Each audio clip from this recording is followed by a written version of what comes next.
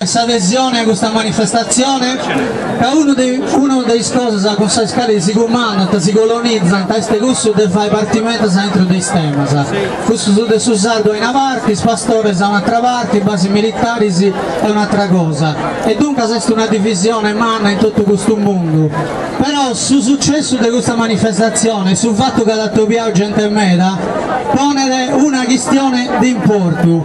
Questa cosa più importante non è che questa manifestazione si rinesce ed un'aula ce n'è da organizzare pure.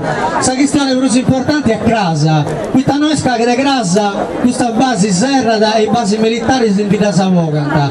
Dunque questa questione è politica, che potrebbe essere noi su commento di una fase nuova sul movimento nazionalitario sardo, dell'autodeterminazione, dell'indipendenza, che vuole mandare innanzi di tutto questo sistema. Quindi questo ci hanno fatto a Salimba sarda, cioè di un'altra avvocata della conca della gente, nando che non si ripete a nuda, e hanno imbruttato, hanno inquinato la conca della gente con questa idea, tanto ha fatto voi con i basi militari, con i pastori, con le sanità e con tutti questi problemi. Non so, più se cappasso su di agattai un filo così di impari tutte queste cose, Salimba, i basi militari, si scorsa spodorrai a suo popolo nostro, questa nazione nostra, su ci rispetta, sa libertà, grazie.